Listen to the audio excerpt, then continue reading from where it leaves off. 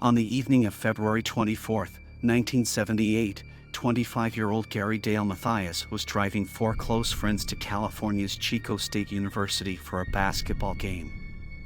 They were part of a team called the Gateway Gators, a Yuba City-based program for people with mental disabilities.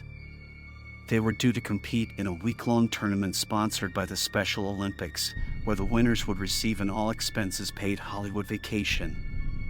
Along with Dale Mathias, the team consisted of 29-year-old Bill Sterling, 24-year-old Jack Hewitt, 32-year-old Ted Wire, and 30-year-old Jack Madruga.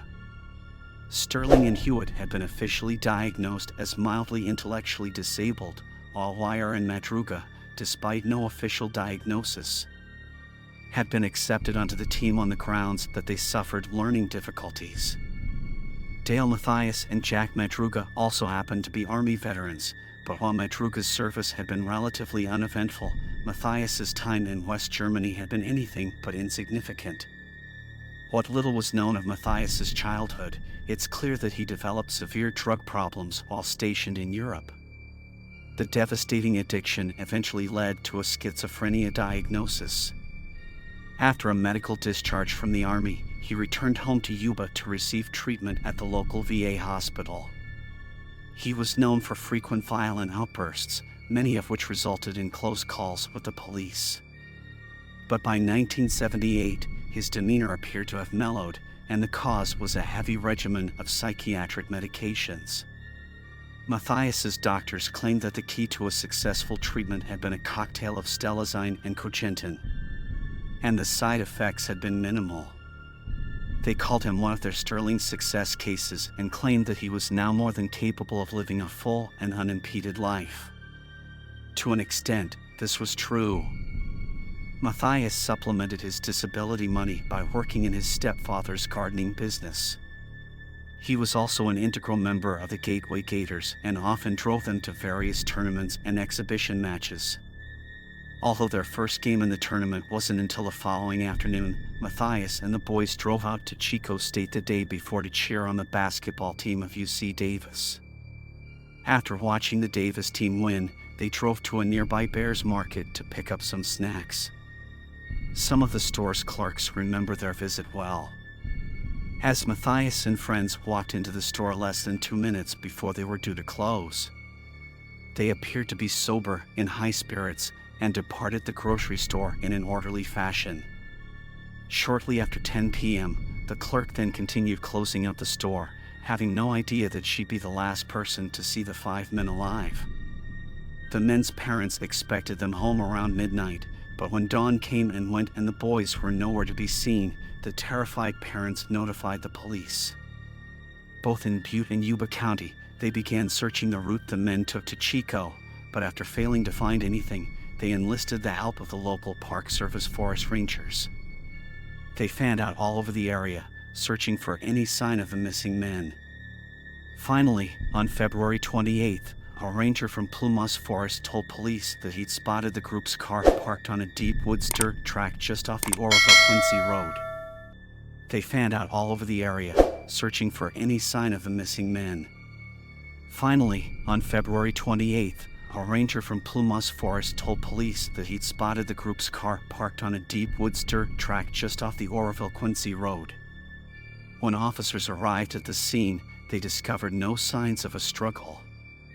The car was undamaged, and aside from a few candy wrappers strewn around the back seats, everything had been kept neat and tidy. Yet, it was the location of the vehicle that raised the most questions. The 1969 Mercury Montego, registered to Jack Madruga, was found almost 70 miles away from the city of Chico, far from any direct route between there and Yuba City. For some reason, whoever had been driving the car had turned off the main highway down a winding dirt track, one which led all the way up to a remote high-altitude area of the forest. Jack Madruga, who was most likely to have been at the wheel, was believed to have loathed the cold weather. According to his parents, he would have never driven up into the mountains of his own volition.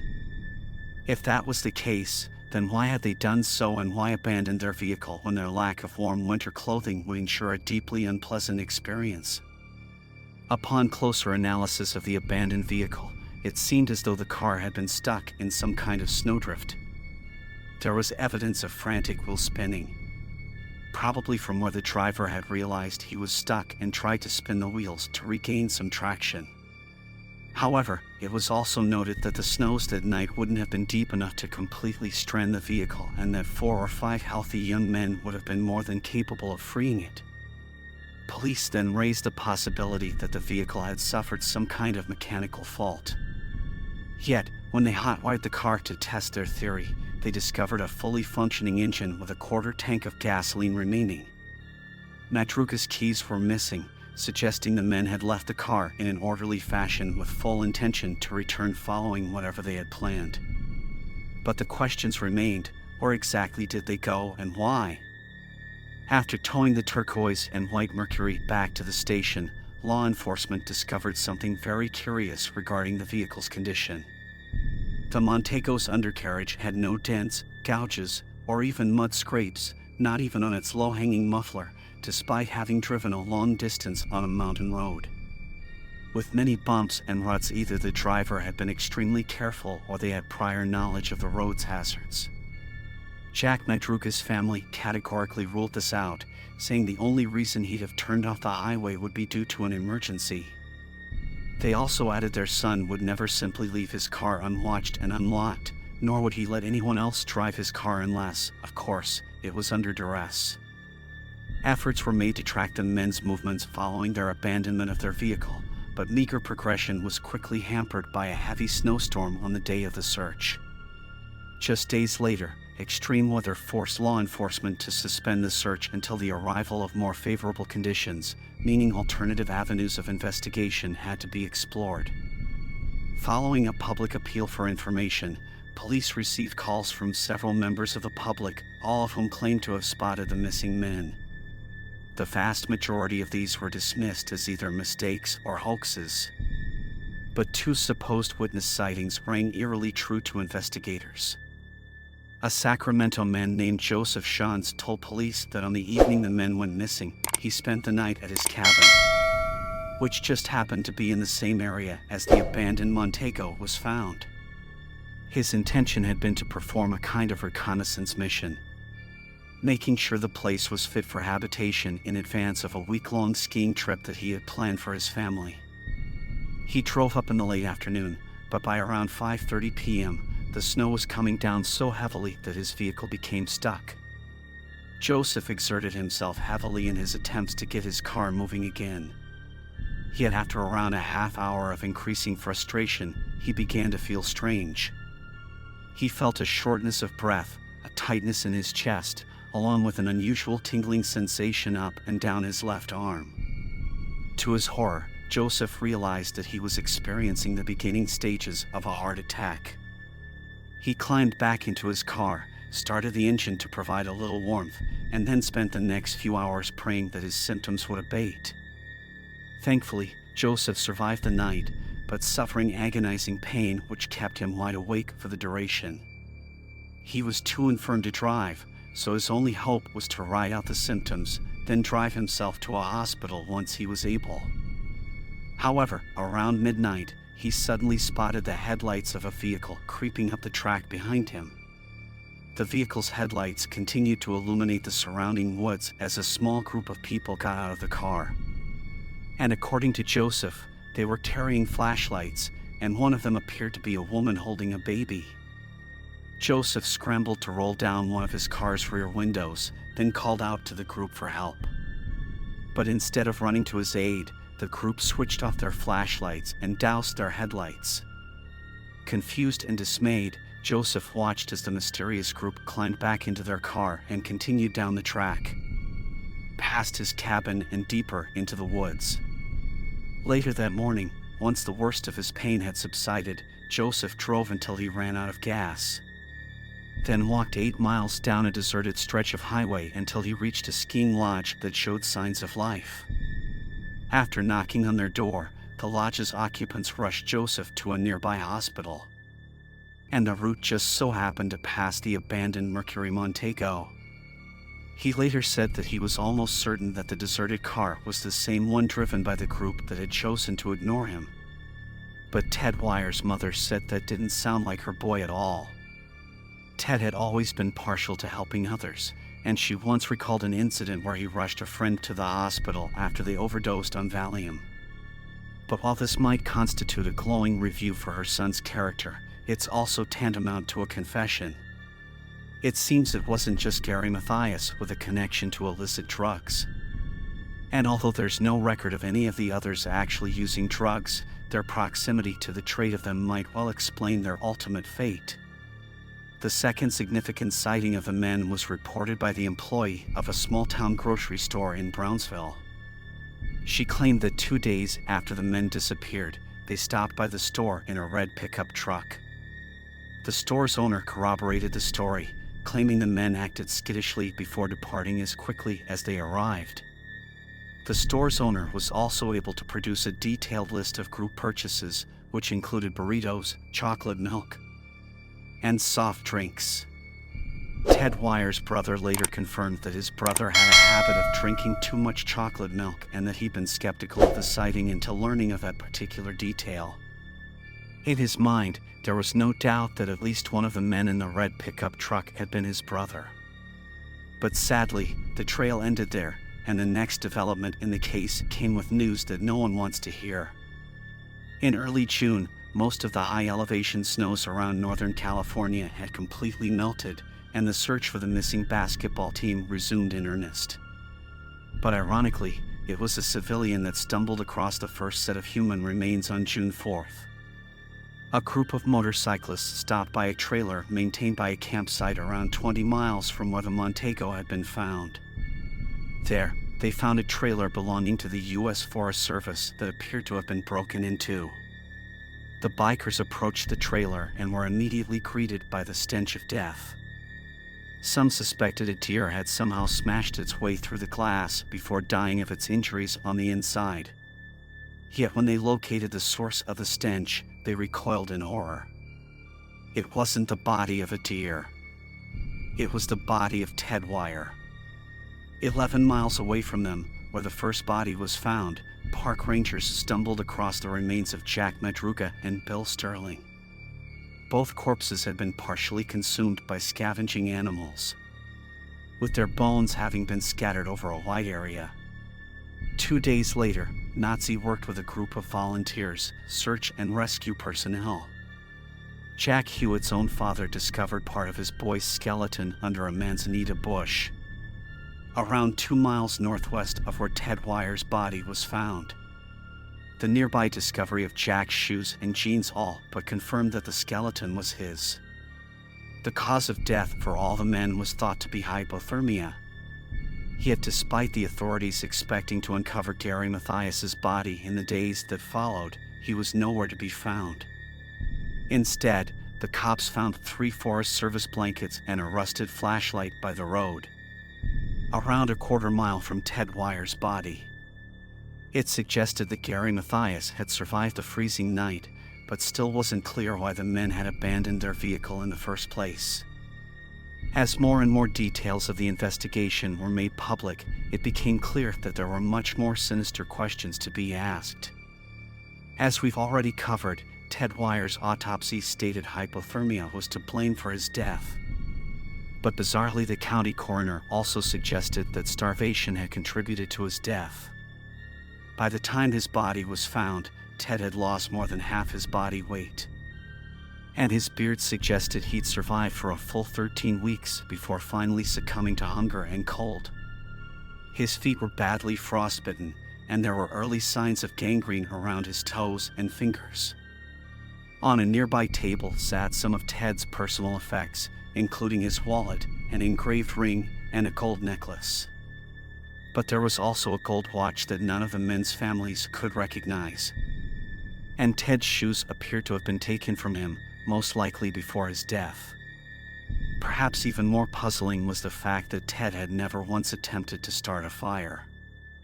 And this was in spite of the copious amounts of matches and kindling at his disposal. Heavy forestry clothing, which could have kept the men warm, also remained completely untouched, as did entire boxes of sea rations, which were later found in the trailer storage compartment. It was enough food to keep all 5 of them alive for an entire year, yet again, for some reason, it remained untouched. As such bizarre details were made public, Ted Wire's family made an attempt to explain them. They claimed Ted lacked, and I quote, the common sense to take care of himself.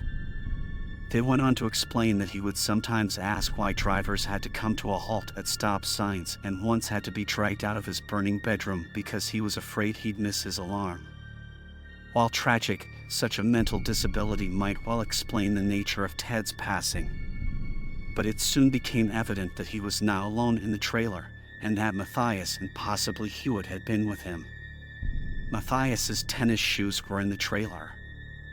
And there was evidence that Hewitt had been the one to cover Ted in a white sheet as a way of keeping him warm. While investigators had managed to piece together the circumstances of the men's deaths, it was still a total mystery how they come to be at the trailer in the first place. However, an area detective posited what he believed to be the most plausible theory. Since Gary Matthias had friends in a place called Forbestown, which just so happened to be on the route back home, the men might have become lost while trying to find it. Then, while driving down back roads they were unfamiliar with, their car became stuck and they set on foot to search for help. The detective noted that the group continued along the road in the direction they were originally going, and claimed that such purposeful motion like that is not consistent with the circular patterns traveled by those who genuinely believe themselves lost.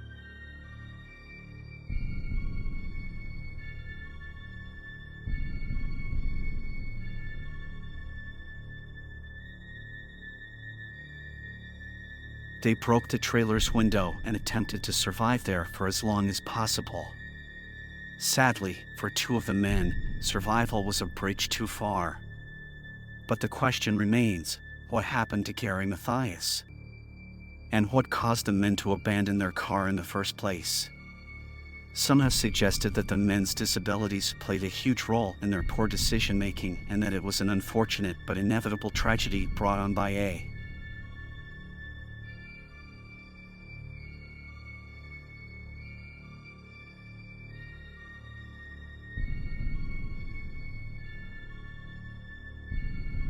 Some of the men might have been intellectually challenged, but Gary Matthias and Jack Madruga had a history of mental health and drug abuse issues.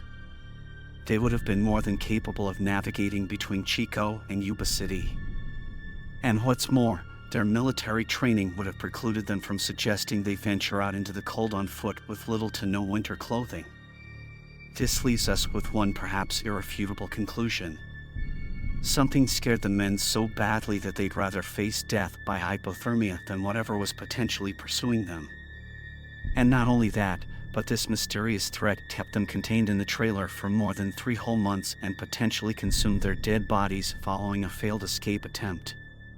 Some kind of animal attack wouldn't be out of the question, but perhaps there's something else stalking the hills and forests of Northern California.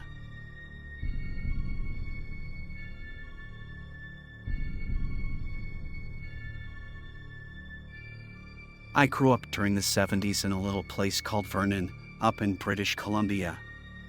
It's a nice enough place, I guess.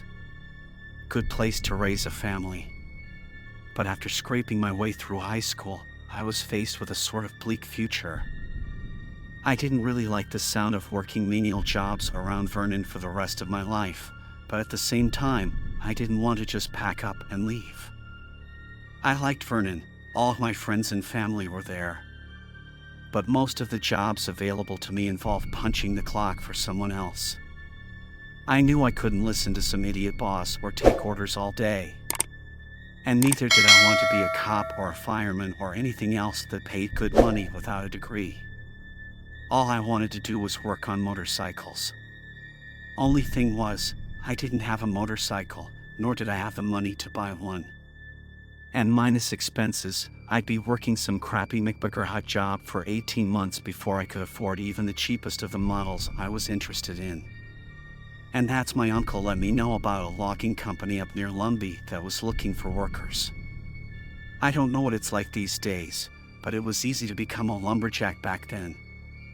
Mainly because you'd have to be half crazy to want to do something so dangerous. To compensate, the pay was really generous. And since you didn't even need a high school diploma, it was a popular choice for guys who had the stones to do such a hazardous job. You gotta remember, this was the late 70s. There weren't all those safety regulations that you have today, or even the ass wipe has reflective safety strips on it. People got hurt back then. It was just a thing that happened. And when I first started this lumberjack, there were guys who said that I wouldn't make it a month without picking up my first scar. I figured if I was careful, I could beat the odds and make it the 7 months that I needed to work to be able to afford a bike without getting myself hurt. I was right, and it turned out all that fear-mongering was just a way of screwing with the new guy. But another guy I signed on with, same age, the same sort of background, he'd lost his life out there in those woods. And to this day, I don't think the cops know who did it. So just a few months after I started, this other kid my age signed on, named McNally. The kid's first name was Adam, but everyone just called him by his surname. And we didn't really work together much, so I didn't know much about him as a person. But I heard stories, and they weren't good. Kid was quiet, kind of lazy, kind of weird, and he caused all kinds of problems for the crews that he worked with. He was always late, even when we were staying out at logging camps where he had literally no place else to be. He disappeared for an hour at a time, and the guys started to think that he was off getting high or something. But since the crew chief could never find any drugs on him, all they could do was give him warnings until they had enough on him to fire him. And then one day, McNally just disappeared. The crew he was working with said that he just walked off into the woods, saying that he needed to take a leak, and then that was the last they saw of him. We weren't on a logging camp at the time, so the other guys on this crew figured that he just quit and walked back into Lumbee without telling anyone. I mean, they didn't even really notice that he was missing until he had been gone for about 3 or 4 hours, and even then, they only did a quick look around the area before reporting back that McNally was gone. Next morning, he doesn't show up for work, so we figured that he's gone for good and just carry on with our lives. And then a week or so later, and I only heard this secondhand, his mom showed up at the foreman's office. She was worried sick and hadn't heard from her son since the day he walked off the job. But rather than just call the cops, she spent the past few days driving around looking for him. That was another big reason we figured McNally was into something illegal. Why wouldn't his mom just call the cops right away, especially if she was so worried? The only reason I can think of is that she didn't want the cops finding him before she did, but that's just a theory, I guess, and maybe an incorrect one, given what happened next. Anyway, she asked us to keep an eye out for him, and then a couple of days later, the cops showed up. I don't know what was said between the police officer and our foreman, but the next thing we know, we're being asked to help the cops walk through the woods near where McNally went missing. The foreman didn't seem too happy about it, and I think maybe the implication had been that one of us had something to do with McNally disappearing. If that was the case, I can understand him halting operations for a few hours to make us pitch in, like a show of good faith or something. No one objected to pitching in either, especially since it potentially involved one of our own getting hurt. McNally was an idiot, no doubt about that, but he wasn't a bad kid. And seeing his mom all shaken up definitely lit a fire under a lot of guys' butts. We grouped up. And then the cop that showed up organized us into long lines and then marched us through the woods in the direction McNally had gone missing. We walked like that for quite a while, keeping our eyes on the ground. And there came a point where I was long past thinking that we weren't going to find anything. But then, right when we were talking about turning back around again, one of the guys on the far right flank started calling out that he'd found something. We all rushed over to see this single, solitary boot just laying there in the dirt. It's not like we knew the exact make, model, or size of the boots McNally was wearing, but somehow we all knew it was his. Knowing we were headed in the right direction, the cop called us off the search and thanked us for our time, then got to calling in some backups so they could continue the search properly. All the crews were abuzz with this idea on what had happened, and some guys were pretty skeptical and thought that we were making a whole bunch of fuss out of nothing. All we'd found was a boot. One that had probably slipped off after he walked off to get high or something. Others seemed to be convinced that we had a full-on murder investigation on our hands, and that the prime suspect was one of our number. Personally, I didn't know what to think, not until they found McNally's body out there in the woods. We had cops coming in and out of camp for the next couple of days, but never in huge numbers. And then one day, we showed up to work to a whole flurry of activity, and it didn't take long for us to figure out why. The cops wouldn't really talk to us about what was going on. Their chief spoke to our chief to explain what was going on. And then, as the rumors started to swirl, the press got wind, and then there were reporters on the site. Before we knew it, they were very much focused on talking to us than the cops were. But there wasn't much we could tell them. We just knew that it was bad. Based on what little we'd overheard the cops saying, from what we heard after the cops found McNally's body and photographed the crime scene, they had to transport the pieces of him back through the woods to the awaiting coroner's truck. Pieces of him, not a whole body, just pieces. Based on that, we assumed it was some kind of animal attack. Or at least that an animal had gotten to his remains after he died from whatever else it was that killed him. But then, a few days later, the cops showed up to the lumber yard with a search warrant. And then, after they turned the place upside down, they left with 3 members of McNally's lumber crew with the intention of questioning them at the station.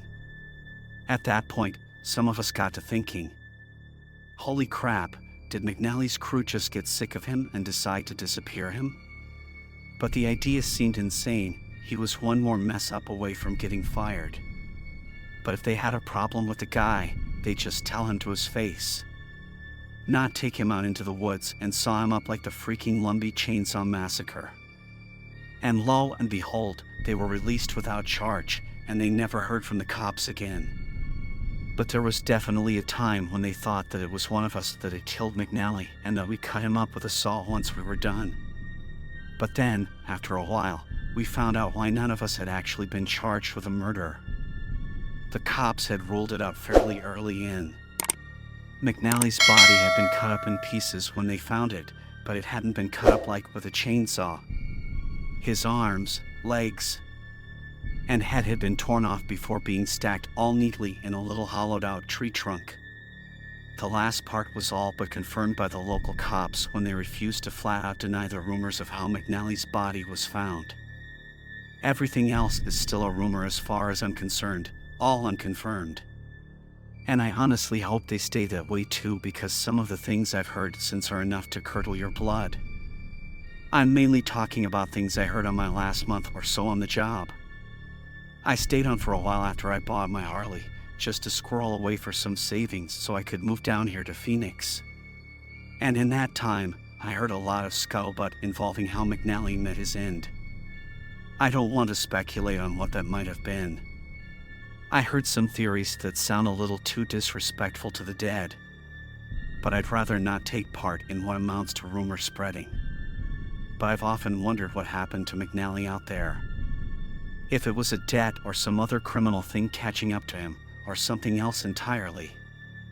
Because if it were anything in that something else category, something more or less inexplainable, then it could have just as easily been me out there, ripped up and stacked in a hollowed-out tree trunk, with all the agony in the world still etched on my cold, dead face.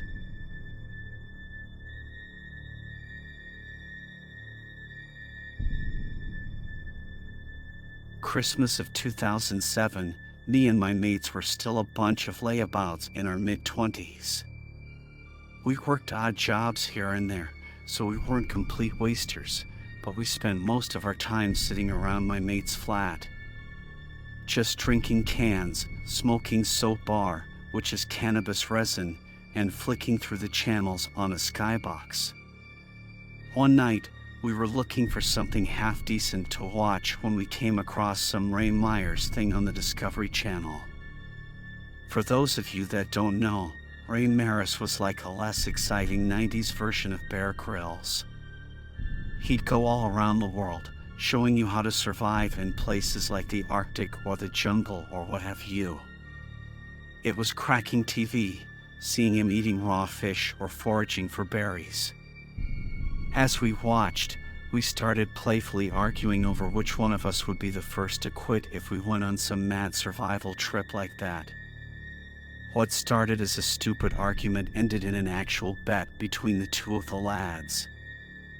I think they were just messing around at first, but then the more they talked about it, the more serious it got.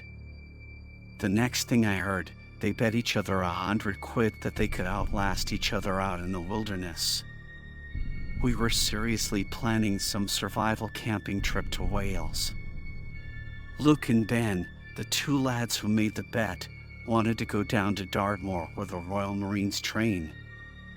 Dartmoor is this big empty floodplain for the most part, and Ben's brother, who was in the army, said they'd die if they went there in February or March like they were planning to. Instead, he suggests they go to this place called Kielder up in Northumberland. He said he'd been on exercises around there years ago and that it's the closest place he'd ever seen in the UK to actual wilderness. They'd also have a much better chance of finding water, food, and shelter, which would actually put their survival skills to the test instead of just dumping them in the big soggy desert that is Dartmoor. When they had their location, Ben and Luke were as good as gone. There was just one problem. They needed an adjudicator. What was stopping either bloke from just slipping away, getting a hotel room, and waiting for the other one to give up before reappearing to claim victory with a bit of mud smeared on their face?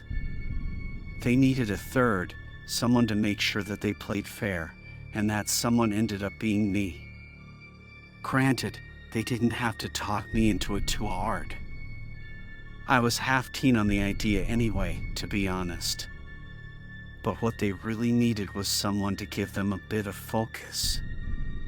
Their rough plan was to just walk off into the woods, then stay there with minimal food until one of them gave up. I didn't think starving themselves in the middle of nowhere seemed like a very good idea. So instead, I came up with a kind of challenge. We get the train up to Carlisle, then hop on another one to get to a little town called Brampton, and then from there, we were going to walk just shy of 21 miles through Kielder Forest, going about 7 miles a day. Sleeping 2 nights in the forest with 1 night in a 4-star bed and breakfast waiting for us at the end. I know that's stepping back from the original intentions a bit, but I didn't fancy some pointlessly grueling vision quest. Especially when a few days' hike would easily break the pair of them. They had 0 wild hiking or wild camping experiences between them, whereas I'd done the Duke of Edinburgh Award in school, and it was just about the only bit I ever really enjoyed. Cut to early March of 2008, and we got our hands on all the gear we needed, which consisted of things like ponchos, boiling the bag meals, proper cold weather sleeping bags, and stuff like that. We got a 7 a.m. train up to Carlisle, jumped on a bus to Brampton, and then, after that, it was into the wilderness. Now, I put wilderness in quotations like that because, for the first day of walking, we were mostly just walking through farmers' fields, hopping fences, and watching Kielder forests looming larger and larger in the distance. Ben and Luke gave it a go. But I know they must have been feeling it after the first day's hike because I was bloody knackered myself. We pitched our shelters in a patch of trees only about a mile away from Kielder proper and then resigned ourselves to starting on the hardest parts of the hike in the morning. Considering the time of year and where we were sleeping outside like that was rough, very rough. It wasn't actually all that cold. There was no snow and only a bit of light rain during the night, but what made it so hard was the wind. We tried to find ourselves a bit of cover from it, but it picked right up during the night. It took the temperatures right down, and it was literally howling through the trees above our heads. So after a couple of hours spent shivering in our sleeping bags and trying to block out the noise, we decided to just get on the move again. We went from up for it to this isn't fun anymore in the space of a few hours. As soon as we'd walked far enough into the forest to get real wind cover, we sat down our packs, set up a temporary camp, and then had a quick snooze after a small breakfast of peanut butter and crackers. It wasn't hard going, but for me, that was all offset by seeing how badly Luke and Ben were coping. They would not stop whinging for the whole of that second morning. And I think that there were points where the pair of them acting like big girls' blouses was the only thing pushing me on. So after a quick snooze, a cup of tea, and a few smokes, we stamped out the little fire that we had going and then carried on through the woods. After about 2 hours worth of walking, we were in the complete middle of nowhere, on the outer edges of the forest. There were still a few paths that we could stick to, which made it much easier for us. But then, as we got deeper and deeper, the little paths and trails disappeared completely, and that's when it started getting really tough. We were walking with quite a bit of weight anyway, but then having to hike across uneven ground, sneaking in and out of the trees, it got way more tiring than we could have predicted. And it made navigating really difficult too. We realized that if we kept up the same pace, we might be in for an extra night having to sleep in the woods. The more tired we got, the less ground we covered, which is again something we hadn't stopped to consider when planning the route. The mood got quite dark at one point because we only had so much food and so many changes of clean clothes. So, our fun little survival trip was fast becoming a bit of a nightmare, if I'm being honest. Then right when I thought that we were on the verge of having a bit of argy-bargy amongst ourselves, we stumbled across Burnside Lodge. It's a 1 minute, we're hiking, mostly keeping our eyes on the dodgy grounds so we wouldn't twist an ankle or something, and then we can see it. There was a clearing in the trees, and as we got closer, we saw the outline of 2 buildings. Then veered in to take a closer look. Once we were sure they were empty, the smaller woodshed-looking thing turned out to be what's called a both eye. I didn't know what one is either when I first heard it, and I'll probably end up butchering the explanations, so this is word for word what Wikipedia says. A bathy is a basic shelter, usually left unlocked and available for anyone to use free of charge. It was also a term for basic accommodation, usually for gardeners or other workers on an estate, basically a free room so people wouldn't freeze to death on long journeys back in the day. It was just one big open plan room inside with 1 table, 1 fireplace, and a few dusty old sleeping mats. On any other occasion, I don't think we'd have touched that place with a 10-foot barge pole. But since it looked like rain was on the way and we were already looking at an extra day's walking, a night in that bathy didn't seem so bad anymore. We figured we'd at least have a 5-minute breather since we were there, and in that time, Ben decided to go and have a look at the abandoned cottage-looking place. I remember thinking that he was just going to have a look through the windows or something. But when a few minutes went by and he hadn't returned, I stuck my head out of the bathy to find him nowhere to be seen. With the cottage's previously closed door wide open, we didn't know the do's and don'ts of staying in a bathy. So, I was about to tell him to get out of the cottage just in case someone actually owned it when I suddenly heard a dog barking from the nearby tree line.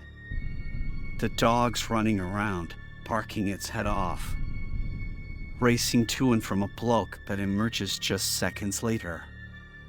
He sees us and shouts something like, "Oi, what's going on over there?" So, I assume it's the cottage's owner and start sort of whisper shouting at Ben to get his ass out of that cottage. He's already heard the dog barking though, and he walks out looking all nervous, like he's been caught with his hand in the biscuit tin. As the bloke gets closer, moving a bit faster, looking all annoyed, his dog starts getting closer and closer too, running up and barking at us before legging it back to him. To our relief, he puts the dog on a lead, then walks over, asking us what the hell we think we're doing. I just thought on my feet and told the bloke that we thought the place was abandoned. He replied that it wasn't abandoned and the owner wouldn't be too happy if someone decided to trespass when there was a perfectly good shelter across the clearing to use. We start panicking, thinking he's going to call the police or something. Or maybe even worse, that he's going to kick us out of the bathie so we lose out on a sheltered place to sleep for the night. But then, right as we start apologizing nonstop, he breaks into a smile, then a full-on laugh. And gives us the old "had he going there, didn't I?" He thought it was hilarious. We didn't appreciate it one bit, and as Luke finally joined us to see what was going on, he explained the joke. He wasn't the owner, but he did know the bloke who owned it, and apparently the cottage was just as open to visitors as the bathie. But then, the whole time he's explaining, his dog is either eyeing us up or outright growling at us. He kept having to drag back on the lead every so often, and it got to the point where it was making me properly nervous. The bloke looked to be in his early 50s, so not exactly frail or anything. But I got the feeling that if that dog really wanted to go for us, he'd have a hell of a time trying to hang on to it. Anyways, he tells us we're fine to stay in the bathie overnight and apologizes for his dog because she doesn't like strangers. Then Ben asks him his name, just to be polite or cordial or whatever you want to call it. The bloke hears Ben's question, then instead of just telling us his name, he pauses for a second and then says, "Gary." It was one of the most obvious lies I've ever seen in my life. Like he just so obviously made it up on the spot, and we all knew it had made for an awkward moment. But what exactly were we going to do? Call him out on it? He basically just announced that he was a bit of a weirdo because who lies about their name like that? And just so we could avoid him, we sleep in the bathie and then we'll be gone the following morning at first light. I didn't feel unsafe, not from just a weird lie, so we thanked him for letting us know about the bathie and then started walking back towards it. After a few feet, this Gary calls out to us again, like, "Here, lads," and then after we stop and turn, he asks us, "Have any of you ever been?" and I'll just spell it out, REPD. It sounds absolutely mental, I know, just to ask out of the blue like that, and we reacted pretty much as you'd imagine. I was like, "What did you just say, mate?" With a bit of a confrontational tone, but more out of disbelief than anything else. Ben, on the other hand, didn't need him to repeat it, and being the hard case that he was, he took a few steps forward toward the bloke before asking a very rhetorical version of the same question I'd asked. He wanted to see if the bloke had the balls to repeat such an incredibly creepy and that inappropriate question. The bloke didn't repeat it, but I don't think it's because he didn't have the balls to. He just stays quiet, but this big, horrible grin comes over his face like he's properly enjoying our reaction. And by that time, we're asking him, "Why would you ask us something like that? Are you looking for a problem?" and all this other stuff. And the bloke just keeps quiet, like he's soaking it up, and then ignores all of our questions and just says, "I have, I swear to God." Right. We all just shut up for a second. You know when you hear or see something so mental that it takes a second to process before you can react? Exactly that for a moment or two. As we're just silently, like, what in God's name? I don't think Ben knew how to react at all because he takes another few steps towards the bloke, ready to swing for him. But the bloke's dog just goes absolutely mental. He's properly roaring at him, choking himself in the lead trying to get to him. And the whole time the bloke's having to lean back to hold it in place while smiling, as if to say, I wouldn't come in any closer if I were you. Ben comes to his senses and backs off, as we all do, but not before parting jibes calling him a fanny for hiding behind his dog and a weirdo for trying to creep a few strangers out with a subject that isn't the least bit funny. And as you can probably guess, we weren't so keen on staying in that bathy overnight anymore. Not with Gary and his psycho dog hanging around. I mean, we could try, but none of us would get a wink of sleep again. So instead, we decided to brave the elements again. We got our bags on our backs, making sure to keep an eye on Gary, who, by that point, had gone inside the cottage to do God knows what, and then made ourselves scarce as soon as we could. Gary didn't follow us, but what he did do was come out onto the cottage's front step just as we reached the trees on the other side of the clearing. He wasn't following us, but we knew which direction we were going. And although that didn't bother us at the time, I know now that it really should have. We were still raging for a long time after we walked out of that clearing and then back into the trees. But if I'm being honest, a lot of that anger was covering up for the fact that we were actually really scared. It wasn't just a disgusting question the bloke had asked us, and it wasn't just the dog either. It was like the combination of the two was bigger than the sum of its parts. A mad dog might do a bit of damage, but me, Ben, and Luke between us would have been able to. I don't know, do a bit of damage back, maybe even take the thing down. And if it wasn't for the dog, I think Ben would have just chined him, and that would have been it. But, as I said, it was the two things together that had us turning tail when we might not have done otherwise. And the tense atmosphere stayed with us for the next mile or so. We asked each other a few times, like, reckon he'll follow us? But all agreed that he wouldn't. The bloke looked to be in his early 50s, quite short and stout, with what looked like a bit of a gammy leg. There was no way that he'd be able to match our speed, even with our big heavy backpacks on. But then again, he did have something that would be able to match our speed, and raised that little tidbit occurred to us. We heard the faint sound of a barking dog coming through the trees behind us. Now, that was an oh crap moment if ever there was one. I remember us all freezing. The conversation suddenly stopped as we kept quiet to make sure that we were all hearing the same thing. If my face looked anything like Ben and Luke's, then I went white as a bloody sheet as it suddenly hit me. He was following us.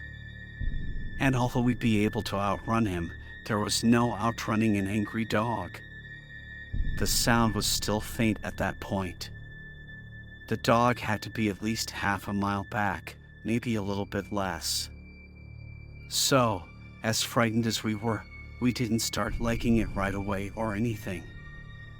We just started moving a bit faster and had a little bit of an angle, too, to try and throw him off our trail. And then, as we walked, instead of the barking getting fainter or going quiet, it gradually got louder and louder. I'm not saying that we weren't leaving a really obvious trail to follow, and obviously, the dog could follow us just by scent. But realizing the bloke was actually capable of tracking us and was gaining on us too, ramped the fear up by another notch.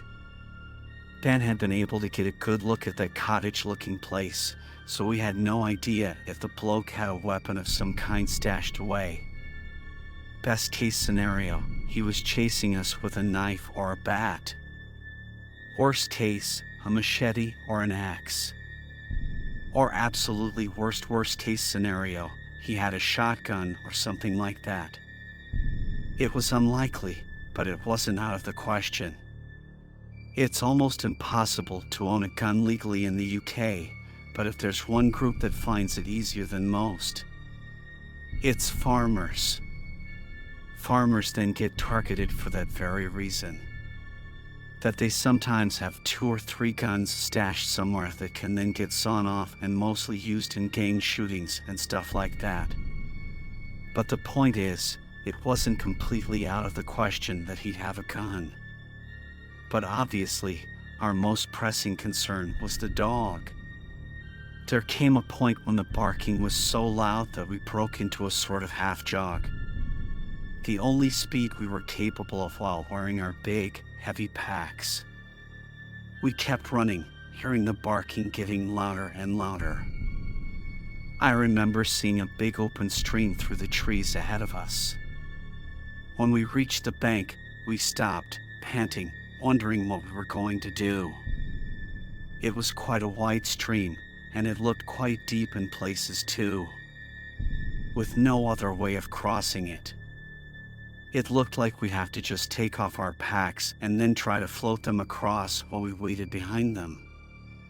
I knew it was a bad idea, but soaking ourselves would make keeping warm a major problem. But as the barking reached its loudest point, we actually laid our eyes on the dog running through the trees right at us. And we realized that we didn't have much of a choice. As we waded into the water, I remember thinking how wrong we were to assume that we could defend ourselves from the dog. All 3 of us at once, yeah, we could do some damage to it. But one bite in the wrong place, one vein or one artery, and it was game over for us. We really were in the middle of absolute nowhere, so even a semi-serious injury could be fatal, instead of just some minor emergency visit. The water went up to my waist and then my chest, and then at its deepest, I struggled to keep my head above it. And I knew that I wasn't going to drown, but just for a second there, I wondered if we hadn't made some horrible mistake in trying to wade across. As the water started to get lower again and I approached the opposite bank, I had to switch from pushing my pack to dragging it behind me. It was twice, maybe 3 times as heavy thanks to all the water it had soaked up. But I was glad to see that Luke and Ben had made it through the deepest parts of the stream and were following me up the bank. But then, any relief that I felt was instantly drowned up by the sudden appearance of the dog on the opposite bank. I thought it would just throw itself into the stream, swim across, and then attack us. And if that was the case, we'd be in a much worse position to defend ourselves, seeing as we were gassed and soaking wet. But then it didn't. It didn't even try and cross. It just barked at us from the opposite bank for a bit and then ran back in the direction of its master. We didn't waste any time in appreciating the absolute miracle that had just happened in front of us. Maybe the dog was just scared of the deep water or something. It wouldn't be like any dog I'd ever heard of, but it wasn't a completely unbelievable explanation. But like I said, we didn't spend any time trying to work out why. We just tried to empty out the water from our packs as quickly as we could, threw them back on, and then got back into the half jog as we tried to put as much distance between us and the stream as possible. I think it must have been about an hour before we finally reached the edge of the forest. Or rather, the section of the forest that we'd just been in. Out in front of us was a couple of fields, a walking track, and another section of forest on the other side of them. I can't speak for Ben and Luke, but as soon as I saw the first signs of civilization and potential safety, my legs gave out completely. Not being able to hear any dog barks helped, too. And we all collapsed into a wet heap once we'd broken through the trees. Both mine and Ben's phones were scrambled because of the water, but Luke's had somehow survived being in his inside jacket pocket. And with that, we did the only thing we could do and tried to phone the police. But between the crappy reception and the scrappy amount of detail that we could offer them, there wasn't much that they could do for us there and then. The woman on the other end said that she'd asked the park rangers to have a look around the bathy, but since no crime had actually been committed, all they'd be able to do was give the bloke a warning about threatening behavior. We all knew that there wasn't a load that they could do. And I remember Luke still being really polite and thankful on the phone. But we all knew it would be best to keep moving, just in case he came looking for us again. And I won't bore you with the rest of the trip. We managed to get dry, completed our hike, and then made it home only a day over schedule. But none of us had ever forgotten what happened out there with that bloke and his dog. We told the story 100 times between us in the weeks that followed, mainly to semi-impressed people with the story of our gallant survival against the odds. Sarcasm, by the way. Again, I can't speak for Ben and Luke. But if they're anything like me, they left one little detail out of the story every time they told it. And that little detail involves that horrible, disgusting question the bloke asked us, along with his equally creepy follow-up. I'd rather forget that part altogether if I'm being honest. Partly because of how it makes my skin crawl to remember, and partly because it makes me wonder what that bloke would have done if he managed to get the better of one of us.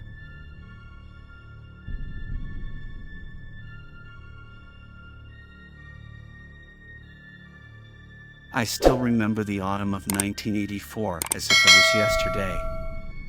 The leaves in the quaint town of Scotchtown in New York were just beginning to kiss goodbye to their green hues, embracing the warm tones of fall. The slight chill in the air was a whisper of the winter that was to come, but for now, the remaining warmth of summer still cradled the town.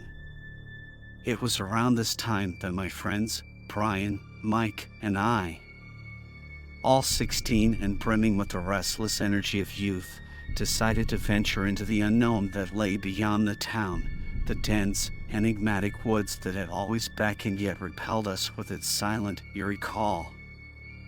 The day we decided to go camping was filled with the kind of unbridled enthusiasm that only the naivety of youth could foster. We were 3 musketeers, ready to conquer the unknown with nothing but our brimming excitement to shield us from the eerie whispers of the woods. We gathered our modest camping supplies with the pocket money we had saved over the summer. The trip to the Army and Navy store felt like gearing up for a grand adventure. We got ourselves a surplus Army tent, some pots and pans. Brian got a lantern that cast a comforting glow, promising to keep the sinister shadows at bay. We all bought old military knives. Their cold steel was reassuring against our palms. As Friday arrived, the day of our expedition, we managed to convince our parents that we were staying over at each other's houses. The little white light seemed harmless, a small price for the adventure that awaited. We rendezvoused at Mike's house, our hearts thumping against our ribs with anticipation as we shouldered our backpacks, ready to venture into the wilderness. The walk to the chosen camping site was filled with boyish banter and laughter that echoed through the stillness of the approaching evening. The familiar path we often trod during daylight now seemed to transform as shadows lengthened with the setting sun. The old stone wall that marked the trail was a silent witness to the many souls that had wandered through these woods, its cold stones whispering tales of a bygone era. As we ventured deeper, the comforting warmth of the day seemed to retreat, leaving behind a chill that seemed to seep into our bones. The eerie silence of the woods was now only interrupted by the crunch of dried leaves under our boots. We finally reached our chosen campsite as the sun bid adieu, casting long eerie shadows that danced ominously to the tune of the whispering wind. We set up our tent under a towering old tree, its leaves rustling with secrets of the woods. Brian and Mike went to gather firewood. The reality of the encroaching night began to weigh heavily on my heart. I began setting up the tent, the silence around me now only broken by the occasional distant rustle as my friends gathered wood. As I unfurled the tent, a sudden cold gust of wind sent a shiver down my spine. I glanced around. The woods now seemed to close in, its dark canopy casting ghostly silhouettes against the dying light. It was then that I saw it, a shadow, a dark figure lurking behind the old oak tree on the other side of the stone wall. My blood turned to ice as it peered from behind the tree, its silhouette an ominous omen of the sinister reality that awaited us. My breath caught in my throat as I froze, the eerie image of the shadow forever etched against the haunting backdrop of the Scotchtown woods. I stood there alone, the eerie silence now ringing loud with the sinister secrets that lay within the heart of the woods. As the night grew darker, an uncanny silence enveloped the woods around us. The comforting crackle of the fire Brian and Mike had managed to ignite felt like the only tether keeping the eerie unknown at bay. We huddled around the warmth, the flickering flames casting long, dancing shadows that seemed to melt with the darkness beyond. Despite the unsettling event earlier, I chose to keep the sighting of the dark figure to myself. I didn't want to be the one to break the adventurous spirit that hung in the chilly air. But as we roasted some marshmallows and shared tales of our mundane high school life, the rustlings began. At first, we dismissed it as mere whispers of the wind, perhaps a curious animal inspecting the intruders of its domain. But as the rustling grew louder and more pronounced, it was clear that something or someone was circling our campsite. The sound seemed deliberate, echoing the growing tension among us. Brian, always the brave one, decided to take charge, picking up a thick, sturdy branch. He hurled it towards the source of the rustling, hoping to scare away whatever was lurking around. A heavy thud echoed as the branch hit the ground, followed by an eerie silence that seemed to carry a warning within its cold, hollow embrace. For a brief moment, we sighed with relief, but our solace was short-lived. The rustling resumed, now with a rhythm that echoed the beating of our anxious hearts. The sinister dance continued, the unseen entity pacing back and forth in the darkness just beyond the firelight. Each step it took seemed to draw a breath out of us, the darkness around us growing thicker with our mounting fear. Brian, losing patience and perhaps driven by a touch of fear, hurled another log toward the unsettling noise. The silence that followed was eerie, and then, without warning, the log came flying back towards us, crashing against the tree with a force that sent shivers down our spines. We stared at each other, the reality of our peril now dawning upon us like the cold moonlight that filtered through the dense canopy above. Mike, attempting to lighten the mood, joked about the ghostly tales associated with these woods, but his laughter found no company. The fear in our eyes was a reflection of the unseen terror that lurked around us. The decision to abandon the eerie campsite was unanimous and immediate. We hastily packed our belongings, the urgency driven by the unseen eyes that seemed to pierce through the darkness, watching our every move. As we stepped onto the dark trail that led out of the woods, the unseen entity seemed to follow. The rustling was now accompanied by a chill that seemed to sweep through the woods as if guiding us away from the sinister heart of Scotchtown woods. As we ventured further into the darkness, each step took us away from the eerie campsite but closer to the unknown that lay ahead. Our hearts pounded against the eerie melody of the night, each rustling leaf whispering tales of the unseen terror that now walked beside us. The path leading out of the woods was a narrow, winding trail that seemed to stretch endlessly into the ominous heart of darkness. Our hurried steps crunched against the fallen leaves, the echo a reminder of the unseen dread that lingered in the shadows. The lantern in Brian's hand cast a feeble glow, enough to guide our steps, but not enough to unmask the terror that lurked beyond the veil of darkness.